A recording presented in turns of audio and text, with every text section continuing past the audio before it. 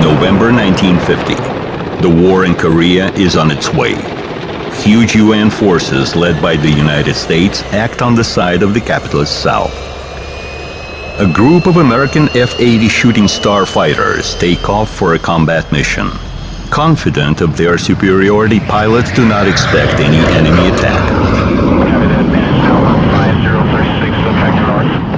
Contact now, 30 degrees left at 25. All of a sudden, 3 silvery aircraft appeared in the sky attacking American fighters at high speed. The MiGs were superior in speed and maneuverability, and they soon shot down one of the shooting stars.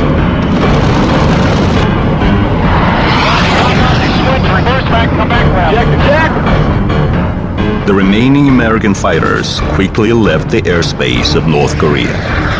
That was the first in history air fight between jet aircraft in which Soviet pilots were victorious.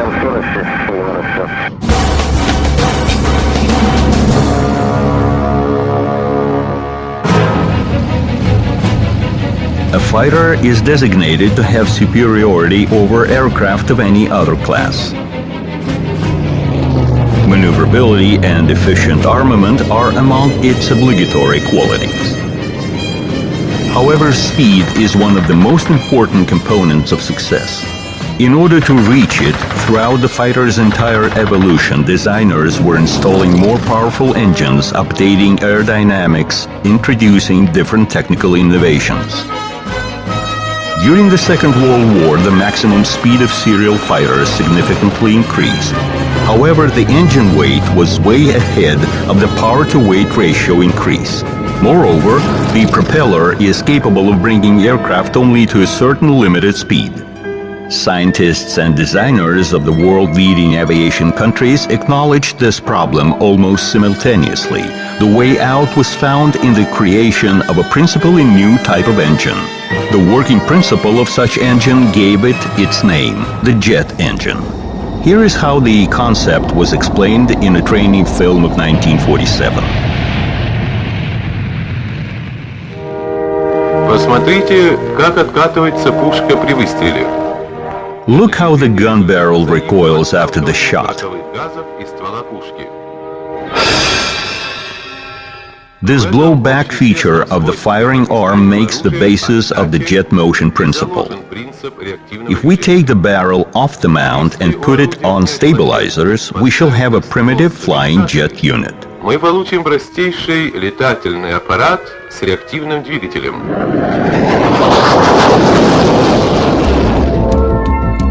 In hope of luck, research was conducted in several directions at a time. The main of them was with respect to the liquid propellant rocket LPR engines and the turbojet engines.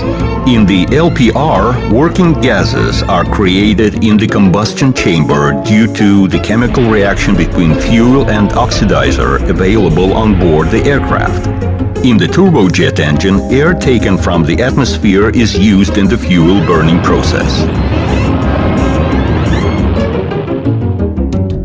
First jet engines development started in the USSR before the Second World War. However, the Germans and the British are by right considered to be the pioneers in this sphere. The first turbojet aircraft took off in Germany in summer of 1939. It was an experimental Heinkel 178. 2 years later, a Gloucester jet aircraft was put on tests in Great Britain. In result of further developments in this field, both countries had serial aircraft in 1944. They took part in combat activities of the Second World War. In the Soviet Union, developments of a jet fighter started in 1941. On the first day of the Great Patriotic War, Viktor Bolkhovitinov submitted an application to the Aviation Industry Ministry on the creation of a rocket fighter interceptor. The ministry replied to have the aircraft ready within a month. Within the designated term, the experimental BI-1 rocket fighter was put on tests. The Soviet first-born jet had a classical layout pattern with a straight wing. The liquid jet engine, designed by Leonid Dushkin, developed thrust of 1,100 kilograms. Flight tests were delayed due to the design group evacuation to the Urals, and the BI-1 performed its first flight on May 15, 1942. The aircraft was piloted by test pilot Grigory Bakhchivandzi. BI-1 managed to reach a fantastic by that time rate of climb of 82 meters per second. Without waiting for the tests to be completed, the aircraft was decided to be put on serial production. However, tests went on with great difficulties, the main of which were in connection with the liquid jet engine. The nitric acid making part of the fuel was corroding the pipelines and other elements of the aircraft construction. Any leak of this dangerous liquid threatened to turn into a fire or even explosion, and the fuel itself was enough for only 2 minutes of flight. But the trouble came from the other side. The next test flight to reach a speed of 800 kilometers per hour was scheduled for March 27, 1943. During the boost and climb, BI-1 suddenly started to dive and hit the ground. Test pilot Bakhchivandzi died.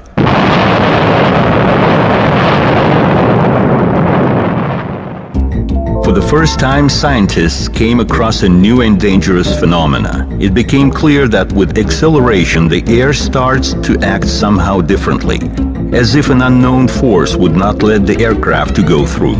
So the aircraft needed a different endurance calculation and a different aerodynamic scheme. However, the wartime requirements did not allow to conduct the relevant research works. Without going into the details of the wreck, the fighter's production was cancelled and the non-completed aircraft were deemed dangerous to fly and destroy. Further works in this direction restarted only in the end of the war. A rocket engine installed on experimental Lavochkin and Yakovlev piston engine fighters was used as a booster, increasing the aircraft's speed by an average of 150 kilometers per hour. An interesting idea was of a motor compressor engine, a combination of a piston and air-breathing power plant. In March 1945, such a combined engine accelerated the Mikoyan I-250 aircraft to a speed of 825 kilometers per hour. However, further works with the fighters with such power plants were deemed to have no prospects. It was clear that the future of aviation belonged to the turbojet engines, however, they were yet to be created. Developments in this direction were conducted in 1937 by designer Arkhip Lulka. However, the war that started soon did not allow to pursue the project. Therefore, some of the trophies taken after the war from Germany by Russian specialists were very useful. Among other things, German jet aircraft turned up in the Soviet Union. Changing crosses to stars, these aircraft first of all underwent detailed tests in the Air Force Research Institute. The main attention was given to Me-262. The government seriously considered an issue of copying this Messerschmitt and producing it in series. However, pilot Kochetkov was nearly killed during tests. The problem was the same as with BI-1, dragging into dive at high speeds. This was not the first accident with Me-262. The Germans faced this phenomena several times. Finally, it was decided to design our own fighters, but with the German engines. They were of two types, Junkers UMO 004 and BMW 003. Those engines, of course, had deficiencies, but there was no other choice. There was no engine of our own. Within the shortest time, engines were put into production at the Soviet plants. UMO was identified as RD-10, while BMW was called RD-20. The Cold War between the former Allies accelerated the wheel of the arms race. The new atomic weapons were also taken into account. Mass production of fighters became a vital necessity. Only they could not let the enemy's bombers enter the native airspace.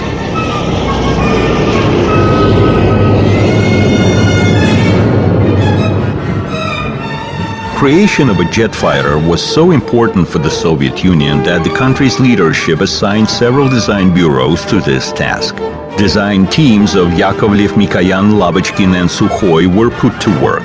Jet aircraft tests were scheduled for the first half of 1946. The terms were very tough. Under such circumstances, Yakovlev decided to save on the new framework development. Here is how he voiced his concept. We had a task of creating an aircraft in which only an engine would be new, while all the rest apparently would remain the same. The pilot would then be getting into well-familiar surroundings and would not feel any difference between the jet and the piston engine aircraft in flight and at takeoff and landing. Yakovlev took its well-known combat-tested Yak-3. Leaving the airframe practically unchanged, he installed a turbojet RD-10 engine instead of the piston one. The fighter was identified as Yak-15. However, while the said fighter was actually a jet modification of Yak-3, the I-300 of the Mikoyan Design Bureau was a completely new aircraft. The nose-wheel scheme, which then became classical for the Soviet jet fighters, was applied on this aircraft. Its armament was also impressive: two 23mm and one 57mm cannons. The aircraft was equipped with two RD-20 engines. The new speed profile wing allowed to fly at over 900 km per hour. The aircraft was identified as MiG-9. April 24, 1946 became an important date in the history of the Soviet aviation. The MiG-9 jet fighter test sample took off the strip of the Flight Research Institute at 11:12 a.m. Having made two circles over the aerodrome, the aircraft successfully landed. Test pilot Alexei Grinchik was satisfied with the aircraft.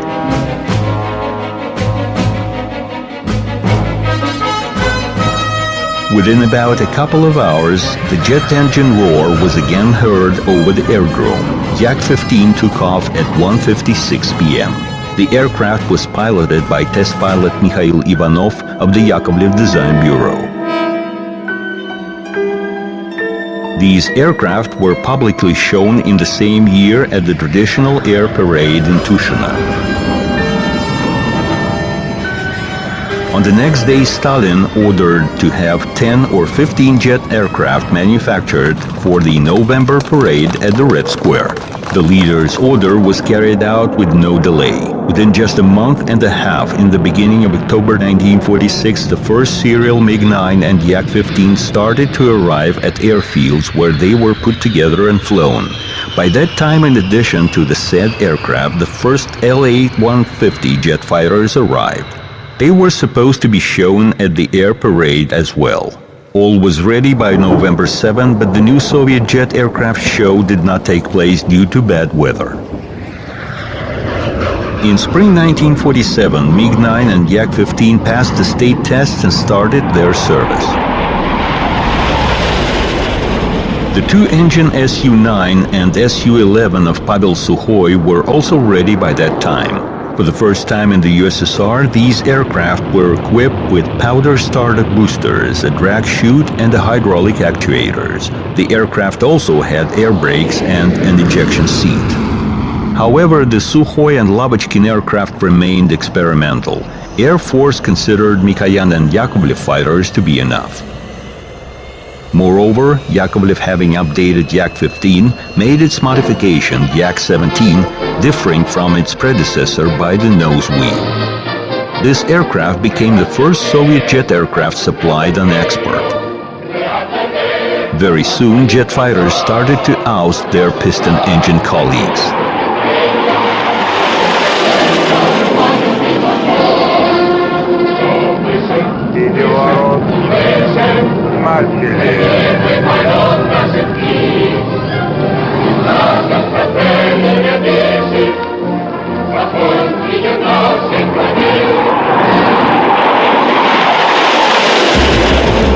Further progress in the aircraft industry now directly depended on the appearance of new engines, more lightweight, more powerful, and economic.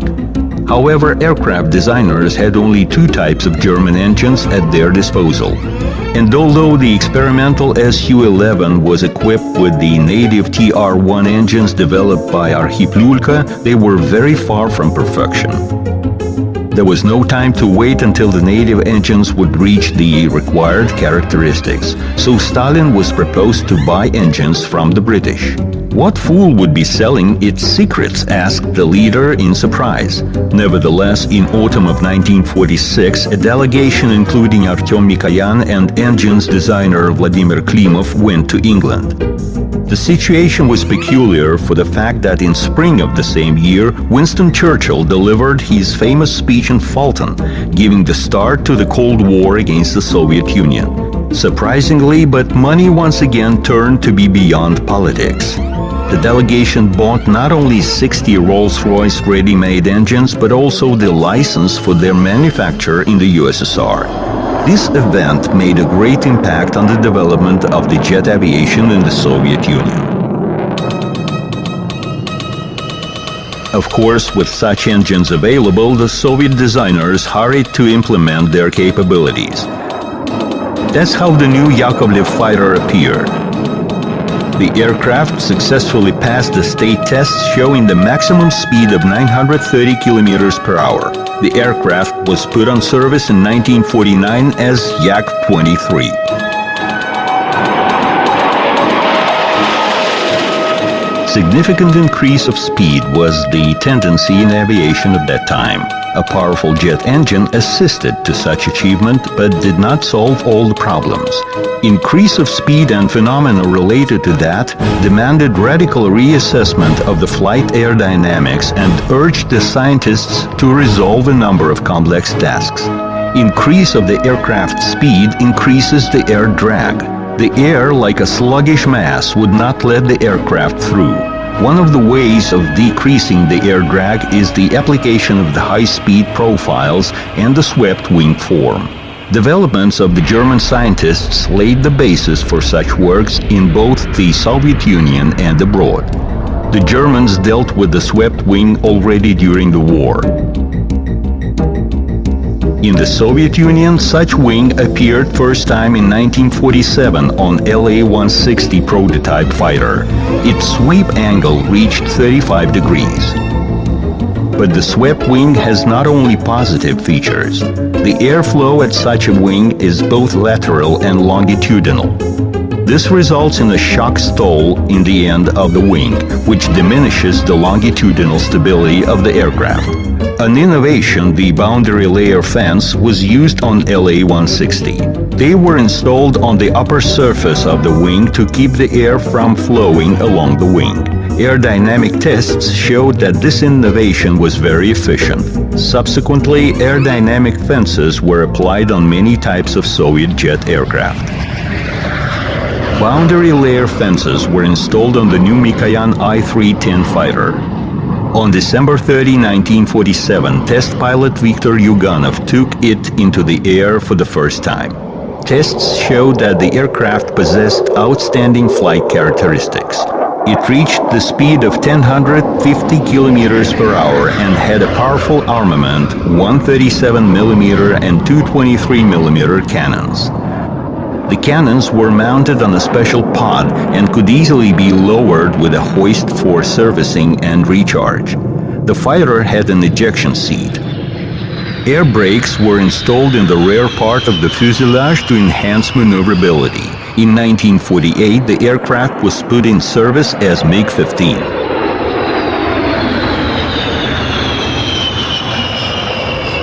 Lavochkin 15, appearing a bit later, became MiG-15's competitor. Both aircraft were surprisingly alike. There you see La-15, and this is the Mikoyan fighter. La-15's characteristics were inferior to MiG. It had less powerful armament, and the narrow wheel track made the takeoff and landing at a heavy side wind more complicated. That's why MiG-15 became the mass serial-produced fighter. Starting from the 1950s, MiG-15 was substituted by MiG-15 bis.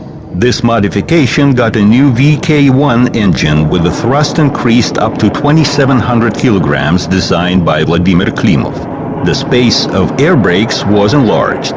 All this allowed to improve the flight characteristics of the aircraft. Production of the UTI MiG-15 trainer started the same year. This two-seater dual-control aircraft became very popular among trainees and instructors. The flight crews tenderly called this aircraft a granny or a mummy.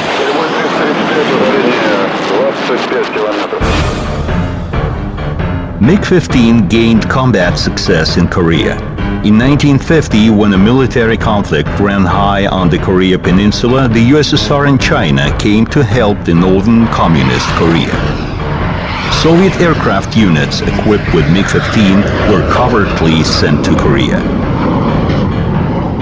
The United States and their allies acted on the side of the southern Korea. The U.S. aircraft group was huge both in terms of quantity and types of aircraft. Appearance of the Soviet jet fighters was an unpleasant surprise for the Americans. Right from the start, the Soviet MiGs demonstrated significant superiority not only over the piston engine Mustangs, but over the Shooting Star and Thunderjet fighters. The only worthy competitor to MiG-15 in Korea was F-86 Sabre. The American aircraft was heavier than MiG and inferior in the rate of climb, ceiling, and armament, but was superior in horizontal maneuverability. More efficient air brakes and slats made this aircraft more superior in the air combat.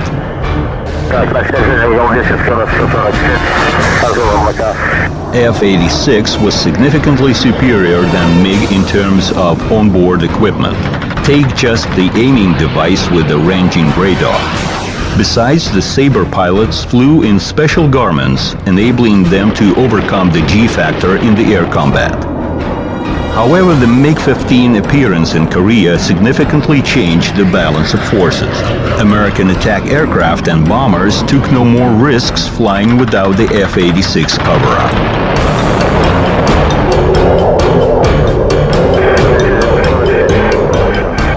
The most memorable was the air battle of October 23, 1951, which the Americans called the Black Tuesday.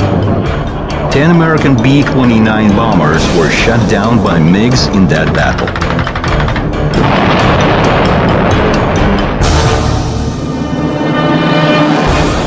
Of course, Americans wanted to get hold of MiG-15 to find out the reason of its success.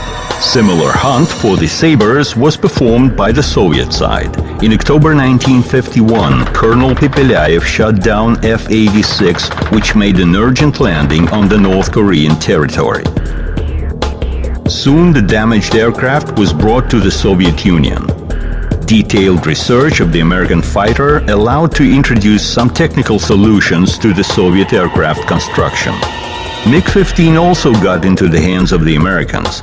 3 months after the war, a North Korean pilot defected to South Korea on the Soviet aircraft. The aircraft underwent the most detailed examination in the United States. However, the Americans found no technical innovations applicable to their aviation. According to official data, the Soviet pilots shot down over 1,000 enemy aircraft during the fights in North Korea, while the Soviet Air Force lost only 335 aircraft. MiG-15 virtually conquered the right to be called the world best fighter of the beginning of the 50s.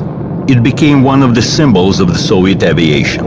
Within 10 years, USSR produced over 13,000 MiG-15 of different modifications, and with the account of the licensed manufacture in Poland and Czechoslovakia, the amount of this aircraft exceeded 15,000. No other fighter in the world had such a circulation.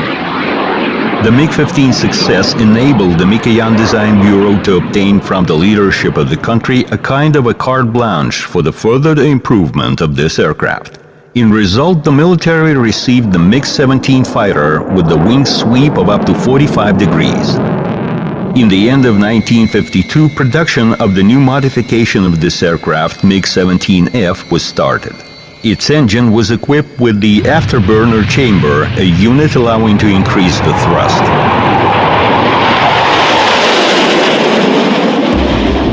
Within the general tendency of the speed increase in aviation, the fighters were the first to approach the speed of sound. The jet engine allowed to come very close to it, but so far it was not possible to pass it over. The drag increased drastically at such speed. There were even doubts of whether a supersonic aircraft could be produced. Americans were the first to go over the sound barrier. This record belongs to test pilot Chuck Yeager, who in 1947 passed over the speed of sound on the X-1 experimental aircraft.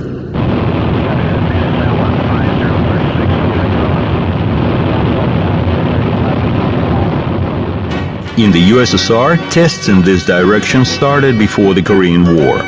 To go over the sound barrier, the Aerodynamic Institute scientists, based on calculations and experiments, suggested to use a wing with a low thickness chord ratio and a sweep of 45 degrees and more. The first Soviet aircraft to reach the speed of sound was Lavochkin Aircraft 176. In 1948, Oleg Sokolovsky accelerated this aircraft to a speed of 1105 kilometers per hour, which was slightly over the speed of sound, or as aerodynamics say, was slightly over Mach 1. In those years, the aviation science and aerodynamics, in the first place, were on an uprise. The new solutions proposed by scientists were tested on the more and more new experimental aircraft. In 1952, Georgy Sidov put into the air a new SM-2 fighter of the Mikoyan Design Bureau. The aircraft was meant as supersonic, however, the insufficient thrust did not allow it to overcome right away the sound barrier in the horizontal flight. This became possible only with the installation of the new RD-9B engines with the afterburner. The maximum speed reached 1,450 kilometers per hour, which was by 100 kilometers per hour more than on the first American supersonic fighter F-100 Super Sabre. In 1955, the fighter was put in production under the identification of MiG-19. Transition to supersonic speed required new constructional solutions. Traditional elevator was no more efficient at supersonic speed, so MiG-19 was equipped with an all-moving tailplane. The fighter became more maneuverable and easier to control. With such an update, it was renamed into MiG-19S. The task of creating a high-speed maneuverable aircraft capable of combating at short range from the aerodrome was resolved. But for the fighters of the 50s, more important was another task: to cover bombers on their way to the target and back. Bombers carrying nuclear weapons represented an important argument in the world politics. But in terms of range, fighters were way more inferior than bombers. It appeared that the escort would cover bombers only in the first, less dangerous part of the route, leaving the bombers alone over the enemy's territory full of all means of air defense. Supplementary fuel tanks did not fully resolve the problem. Research was started both in the USSR and in the United States. Americans, for example, tried to suspend a mini-fighter under the bomber, which was supposed to detach if needed from the carrier and cover it.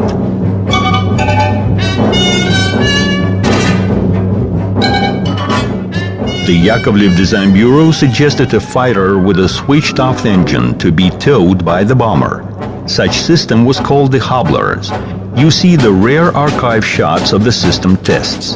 One may think that this is an in-flight refueling. In fact, the prototype Yak-25 is towed. In the event of an enemy's attack, the pilot would switch on the fighter's engine, detach, and enter into combat. Thereafter, it would hook up back to the bomber and fly on.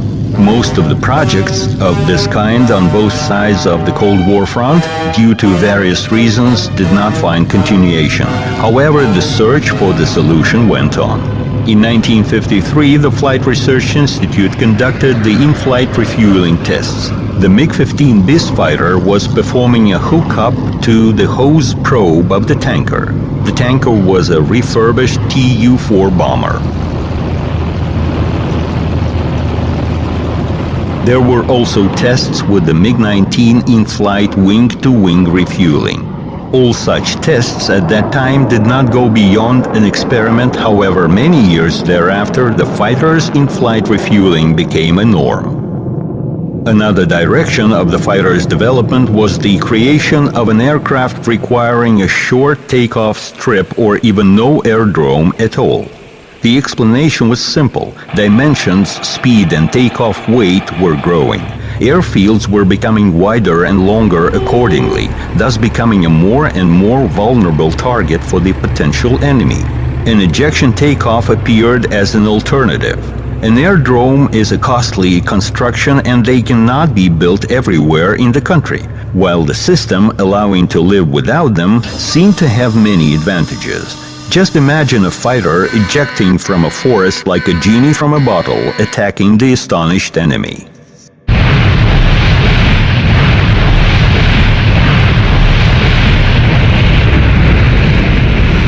The first ejection takeoff was performed by test pilot Georgy Shiyanov in spring 1957. The MiG-19 mounted on a mobile launch site was virtually shot into the sky with the help of a powder booster.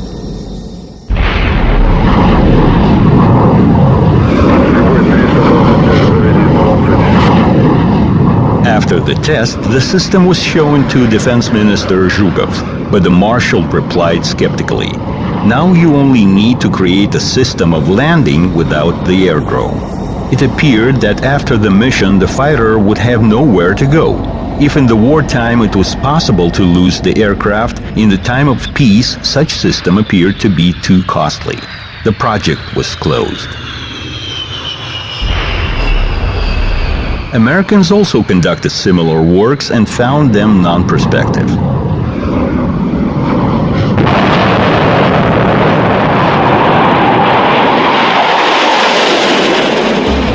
Specialization of fighters was more distinct in the 50s. Some aircraft were designated for maneuverable combat, while the others for interception. The interceptor's task is to destroy the target in any weather, any time of the day, and at any range of speed and altitude.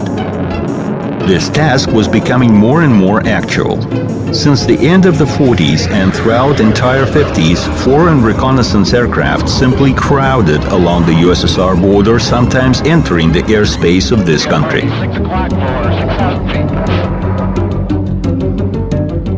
Development of interceptors was performed by the Lavochkin and Mikoyan design bureaus. Soon prototype aircraft I-320 and LA-200 started to fly and even passed the tests. However, they did not go into production due to absence of a reliable radar, without which the aircraft was no more an interceptor. Basically, Soviet Union was way behind the West in terms of radar equipment for aircraft. In the West, radars started to be applied back in the years of the war. The local radar station for fighters was made only in 1950, but still it was so unreliable that it was practically not used. The war in Korea inspired progress in this field. It became clear that a fighter without a radar was initially a no-win. Izumrud became the first Soviet successful radar. It was installed on the MiG air defense interceptors. It was capable of locating bombers at a range of 11 kilometers. Subsequently, the modernized Izumrud was installed on a supersonic MiG-19P. In the beginning of the 50s, the Yakovlev Design Bureau came up with the initiative of making a barrage interceptor capable of performing long-term patrolling at a long distance from the aerodrome. The Mikulin's AM-5 small-size engines with good thrust were best for such an interceptor.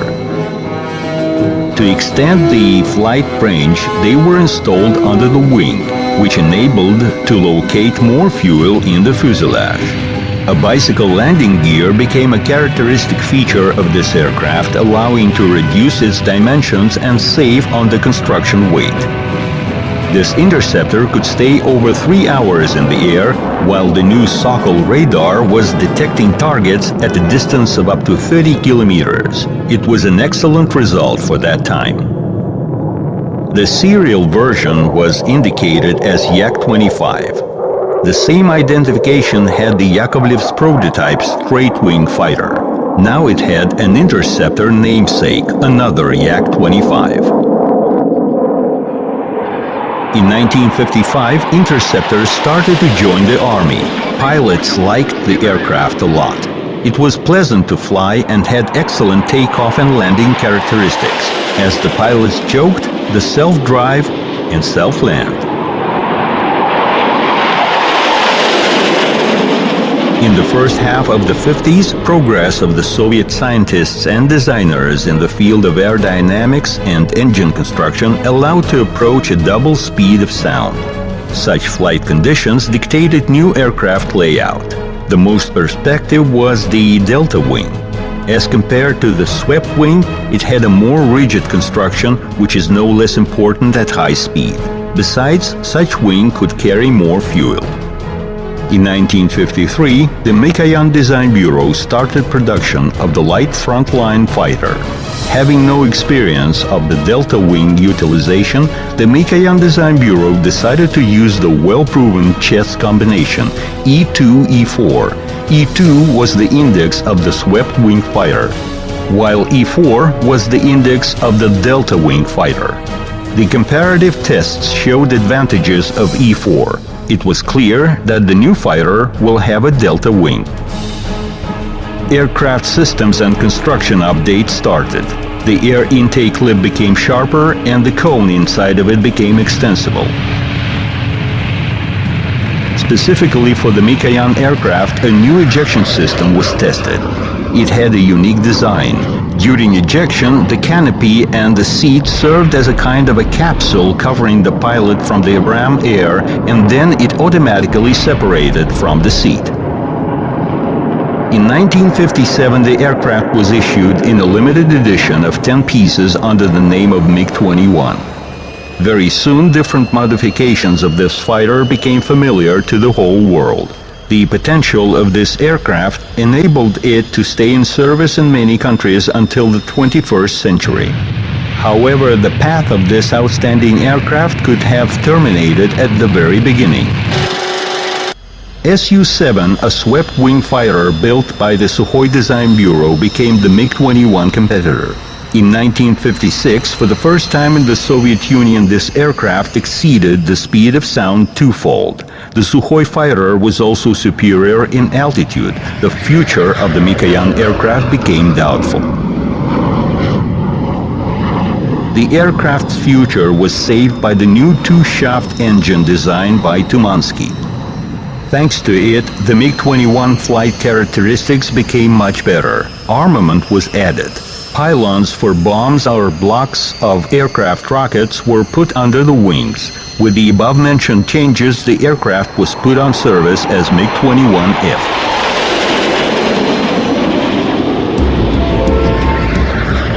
Quick progress in the jet era could not but touch upon the fighter's armament. By mid-50s, the air-to-air missiles appeared in the arsenal of American aircraft, which significantly increased their combat efficiency.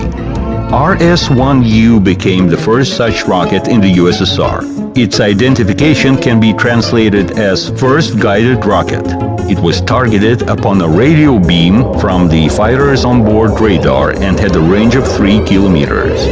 In 1956, MiG-17 interceptors were armed with a new armament. Next modification of this missile had twice longer range, and they were put on supersonic MiG-19 PM. Of course, the first missiles were far from perfect. Their application was like shooting in a rifle range. Missile could hit only non-maneuvering air targets. An unbelievable event gave an impact to the development of the rocket armament of the Soviet fighters. In autumn of 1958, in the course of combat activities between aviations of China and Taiwan, an American Sidewinder missile fired from a Taiwanese Sabre was stuck in the Chinese MiG-17 and did not explode. MiG-17 managed to land with such an American splinter. Soviet experts hurried to friendly China. Research showed that the Americans managed to create a lightweight, compact, and easy-to-operate air-to-air missile. The infrared homing head could easily hook up to the tail of the aircraft under attack, and the missile would catch up with it despite the pilot's maneuvering. The USSR decided to copy this Sidewinder. The homing head was copied as is, while the payload was decided to be made more powerful. The Soviet version of the missile was called K-13, and it became part of the new MiG-21 modification armament. The fighter was identified as MiG-21F-13. MiG-21PF became the next large series modification. Its main peculiarity was that the new radar enabling it to perform under heavy meteorological conditions and at night. Soon the MiG-21PFM was put into production. For the improvement of its takeoff and landing characteristics, such aerodynamic novelty as the flaps boundary layer blowing was applied. The MiG-PF and PFM modifications concept of those years did not include guns. The close air combat at high speed was thought to be practically impossible, and the flights were assumed to be conducted only with the use of guided missiles. The war in Vietnam, which started in 1965, allowed to test the aircraft in real combat conditions. The main MiG's competitor was the American F-4 Phantom. Possessing more powerful missile armament and a more enhanced onboard radar, it was significantly inferior to MiG in maneuverability. However, a good overview from the cabin and the second crew member capable of controlling the situation made Phantom an adequate enemy. Vietnam proved the necessity of cannons. Close maneuverable fights took place rather often. Since neither MiGs nor Phantoms had any built-in guns during the Vietnam War, they started to use gun pods. However, the most efficient conduct of the air combat was considered to be the simultaneous use of two types of aircraft. Thus, MiG-17s were blocking the entire altitude range up to 2,000 meters. Having higher pre-sonic maneuverability, they were squeezing Americans up, where they were awaited by MiG-21s. The Vietnam War experience provided a lot of useful information to the Soviet engineers and designers.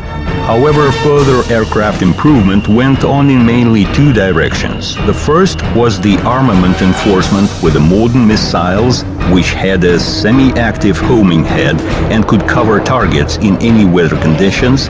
The second was the new radar stations, allowing to detect targets at longer distances.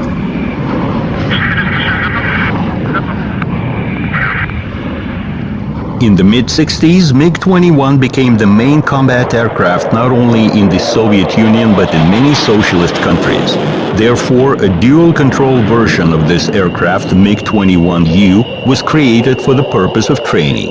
Many generations of cadets and pilots mastered their flight skills on this aircraft. The system of automatic flight parameters registration was for the first time applied on this dual-control aircraft. It was then implemented on combat aircraft. This system became a kind of the black boxes prototype mentioned in any report of air accidents. The MiG-21 fighter's family holds a lot of world records. In 1961, 16 days after the Gagarin's flight into space, pilot Georgy Masalov reached an indeed a cosmic height of 34 kilometers 714 meters. This became possible thanks to installation of an additional liquid booster of MiG-21F. This absolute world record outlasted 12 years. Without doubt, MiG-21 is one of the world's most known fighters. As to the number of modifications, which is 30, it has no match. It was put on service in 49 countries of the world and still serves in some of them.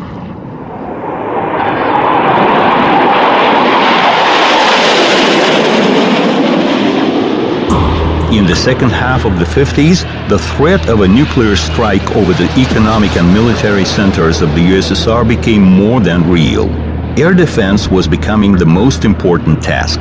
The air defense complexes of that time were yet developing and did not provide any guarantee against breakthrough of the enemy's striking aircraft.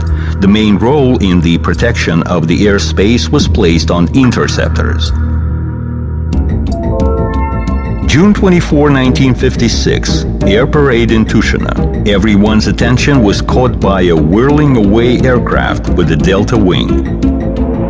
It was Sukhoi T-3 prototype interceptor.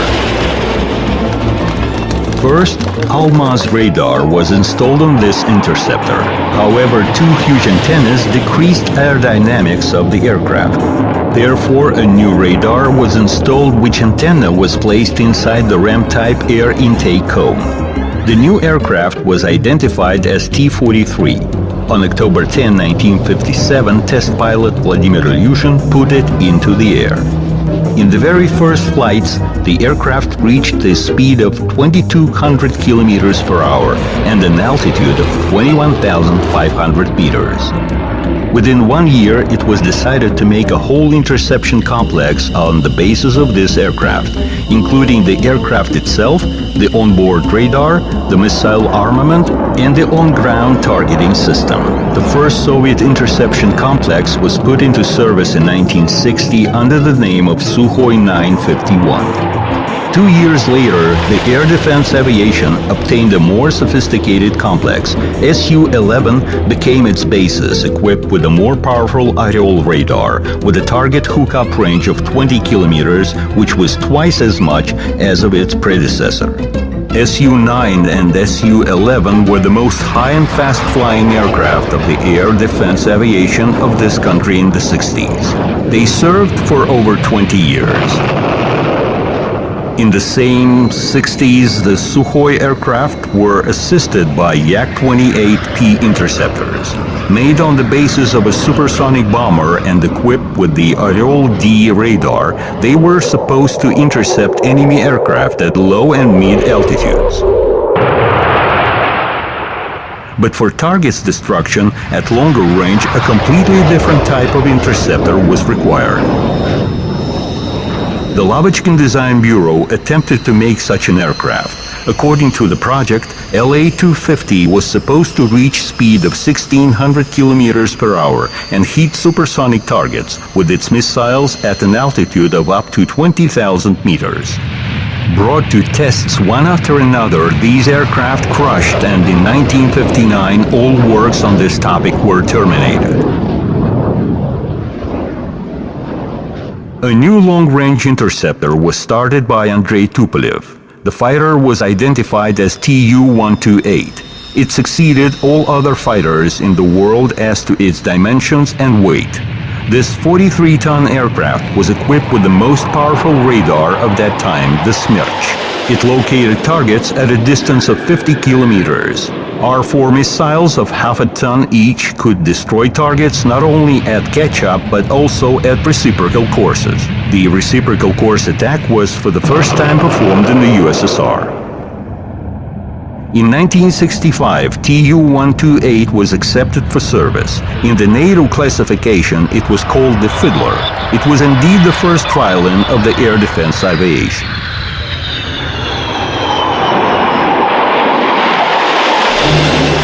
July 9, 1967, Domodedovo Airport. The Aviation Fest was on its way. Hundreds of aircraft, thousands of parachute jumpers, aerobatics by serial aircraft. The best samples of the jet-era aviation fascinated by their strength. There were the supersonic Su-9 and Su-11, the Yak-28P interceptors. Tu-128 trios effectively passed over the audience. Soviet designers watched their birds fly. Everyone is carried away by the group aerobatics on MiG-21. Spectators admire the flights and wait for something special. New developments should be shown on the 50th anniversary of the revolution, and they lived up to their expectations. The supersonic fighter will be called MiG-23. Its wing changes its sweep right in the air. All of a sudden, a group of unusual aircraft pass soundlessly over the audience. This was MiG-25. It will become known as the fastest and the most high-flying combat aircraft in the world. Only 20 years passed since the creation of the jet engine, and so many aircraft have been made. Their image has changed drastically. Look at the speed and altitude at which they fly. But still, this is only a beginning. New aircraft, new speeds and altitudes, and new capabilities are ahead. Struggle goes on in the sky. The struggle for superiority.